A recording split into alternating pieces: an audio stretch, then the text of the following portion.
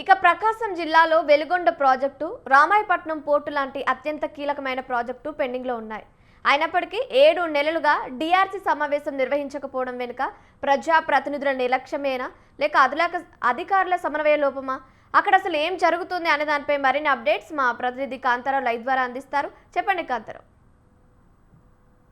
ప్రకాశం జిల్లాలో అత్యంత కీలకమైన జిల్లా సమీక్ష మండలి సమావేశాలను పాలకపక్షం పూర్తిగా నిర్లక్ష్యం చేసిందని విమర్శలతో వ్యక్తమవుతున్న పరిస్థితి ఉంది. అయితే ప్రతి 3 నెలలకు ఒకసారి నిర్వహించాల్సిన డిఆర్సీ సమావేశం ఏదైతే ఉందో ఆ డిఆర్సీ సమావేశం జరిగి ఇప్పటికీ 7 నెలలు కావస్తున్నా కానీ డిఆర్సీ సమావేశం అయితే నిర్వహించలేని పరిస్థితి ఉంది.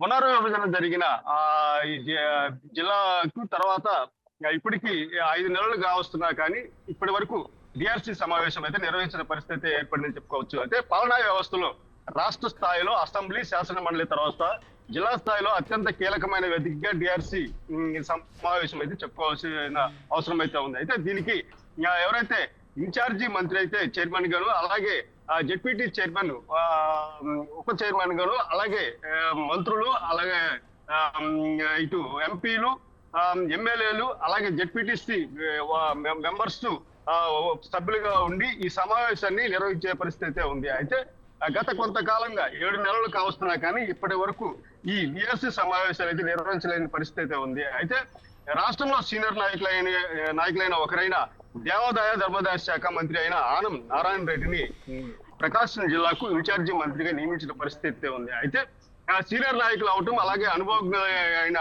నాయకులు అవటం ఇటు జిల్లాకి కలిసి వస్తుందని భావించారు. కానీ ఈ సమావేశాలు నిర్వహించకపోవటం వలన ఇటు జిల్లా అభివృద్ధి కుంటుపడిందని చెప్పుకోవచ్చు. అలాగే P4 కి సంబంధించిన సమావేశాలు గతంలో జరిగినప్పటికీ అది మొక్కుబడిగానే జరిగిందని చెప్పేసి చెప్పుకోవచ్చు. అయితే ఈ సమావేశం మొదటిగా 2004 నవంబర్ లో నిర్వహించడం అయితే జరిగిన తర్వాత 2025 మే నెలలోనూ, అలాగే 2025 నవంబర్ లోనే ఈ సమావేశాలు నిర్వహించిన పరిస్థితి ఉంది. అయితే పునర్విభజన జిల్లా పునర్విభజన ఏదైతే జరిగిన తర్వాత ఇప్పటికీ 7 నెలలు కావస్తున్నా కానీ ఈ సమావేశాలు నిర్వహించలేని పరిస్థితి ఉంది. అలాగే కొత్తగా ఏర్పడిన మార్కాపురం జిల్లా ఏదైతే ఉందో ఆ జిల్లాకి ఇన్ఛార్జి మంత్రి ఎవరనేది కూడా తెలియలేని పరిస్థితి ఉందని చెప్పుకోవచ్చు. అలాగే ఇటు మార్కాపురం జిల్లాకు సంబంధించి 4 నియోజకవర్గాలు కలిపి మార్కాపురం జిల్లాని అయితే ఏర్పాటు చేశారు. అలాగే ప్రకాశం జిల్లాలో ఇటు కందుకూరు, అద్దంకిని కలిపి జిల్లాగా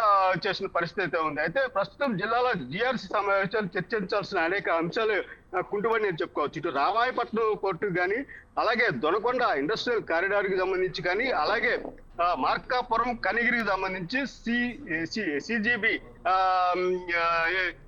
గ్యాస్ కు సంబంధించి పరిశ్రమలను సంబంధించి కానీ చర్చించాల్సిన అవసరం అయితే ఎంతైనా ఉంది. అయితే అలాగే కాకుండా ఇటు వెలుగొండ ప్రాజెక్టు, ఇటు IIT యూనివర్సిటీ కానీ, అలాగే ఒంగోలు డైరీ పునరుద్ధరణకు సంబంధించిన అంశాలు కానీ, అలాగే రామాయపట్నం హబ్ పోర్టు కానీ సంబంధించిన అంశాలను ఇటు జిల్లాలో చర్చించాల్సిన అవసరం అయితే ఎంతైతే ఉంది. అలాగే ఇటు సంక్షేమ పథకాల గురించి కానీ, అలాగే జిల్లా అభివృద్ధికి సంబంధించి కానీ, అలాగే జలజీవన మిషన్ కి సంబంధించిన పనులు, అలాగే రహదారుల అభివృద్ధి పనులు కూడా ఆశించిన స్థాయిలో లేవనేది చెప్పుకోవాల్సిన పరిస్థితి ఉంది. అయితే ఇలాంటి పరిస్థితులలో డిఆర్సీ సమావేశం అయితే ముఖ్యంగా జరగాల్సిన అవసరం ఎంతైనా ఉందని చెప్పేసి ఇటు ప్రజా సంఘాల నాయకులు కానీ, అలాగే రాజకీయ వర్గాలు కానీ, అలాగే ప్రజా ప్రతినిధులు కానీ కోరుతున్న పరిస్థితి ఉంది.